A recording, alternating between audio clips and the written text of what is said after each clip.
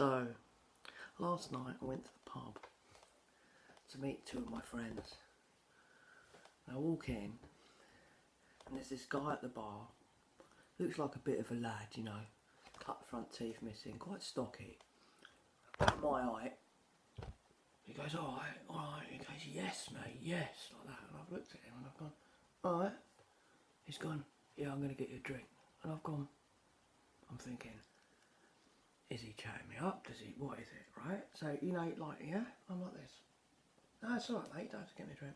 No, I'm going to get you a drink, you're alright. And he started tapping my hand, but it was like this, you know, like really fucking. I was like, alright, and he grabbed hold of my shoulder, he's like, I'll get you a beer, like this. And I'm like, okay, yeah, so. He goes, I'm gonna get a beer. I'm getting this. He says to the barman, a bar lady. I know the bar lady. She's smiling at me. And I've gone, no, it's all right, mate. I'll get it. He goes, I'm gonna get this geezer a beer. And I've gone,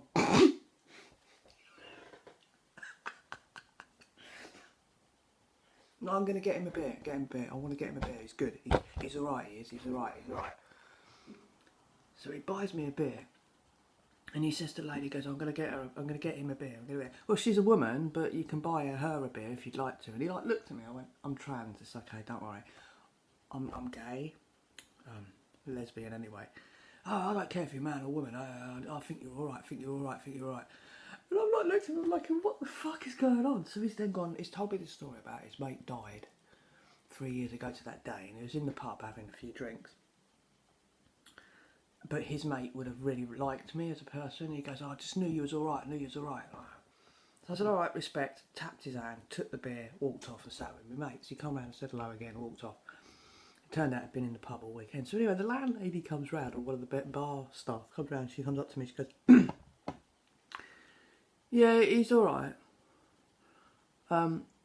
We used to have problems with him sometimes in the Standard. I went, oh right. She goes, yeah, he just he's all right. Then all of a sudden he's not. I went, oh right, okay. I said, oh, what that was about. She goes, oh, she just probably, he probably felt a bit intimidated by you and just wanted to get you on his side. And I was like, that's fucking funny. So the hard nut sees me, thinks I'm a man, and thinks I'm a hard nut, so wants me on his side. That's never happened to me in my life. It was fucking amazing, right? Male intimidation. I like it. I love it. Sorry, men, right? But on the odd occasion it happens. And the other thing I've noticed, since I've had my hair like this, a few people said I look more aggressive. I'm walking down the street and men talk to me. Alright, mate, like that. That's never happened before. But in the light, I'm not showing any muscles off or anything. It's not like I look like maybe I do in my clothes, but I'm not showing any biceps or triceps or, you know, intimidating like that. I was in a sweatshirt, black sweatshirt, and a tie-dye pair of jeans. That was a really weird experience last night. So like, I said to Mark, I said, you're a bloke. I said, so if I had taken the beer off of him, I said, would he have had me outside for a fight? He goes, yeah, probably. I was like, fucking fantastic. Because he kept going, oh, he can make a fool out of me if he wants. He can make a fool out of me if he wants. You know, don't have to accept it, like, you know. And I'm like looking at him thinking, what the actual fuck, right? He was that pissed. Anyone could have gone and he'd have fell over anyway. But I just found it quite funny. I had to tell that story. It was quite funny. Luckily, I can't drink anymore. I went to the pub last night. I had 2 pints of Guinness. And then my other friend, Mark Shankland, he came. Shankland. He came in and was like, all right. I was like, oh, hello. He'd bumped into friends he hadn't seen for 40 years. And who knew his dad. And of course, you know, his dad's passed since. So he bought some Jägermeisters. You know, the Jägermeister in the middle and the Red Bull around the box. So I had one of those because he bought me one. And then we left and went to Sainsbury's to get some cash out. We're going to the cinema tonight. And get some food to take in the cinema. So I wasn't in the pub long. I was home by 11:15.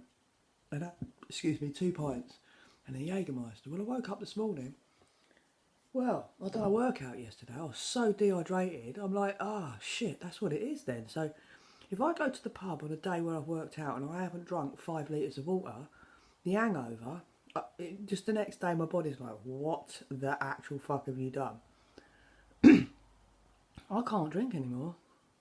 I just can't.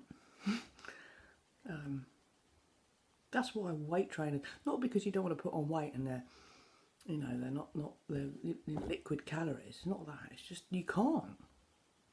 You got low body fat, and because you go weight training for a day, your body needs all the water.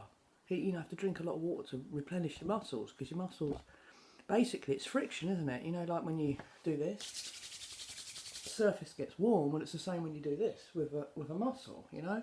The muscle stretches and it gets warm and it needs water and fluid to cool it down. So then if you go to the pub and drink a load of stuff that dehydrates you, I suppose it worsens your hangover. How the hell do you get a hangover? I didn't even have a hangover. I just knew this morning that I'd had a drink. I'm like, oh, I'm not doing that no more. I think that's my cue to sort of say, you go to the pub, maximum 2 pints. I'm a 2-pinter. It's cheap, isn't it? Only ever cost me a tenner. £9.60, £4.80 a pint, I think it is, of Guinness, and that's what I drink now, Guinness. Yeah, so I just thought I'd share that with people because I just thought it was funny. Anyway, peace, love and light.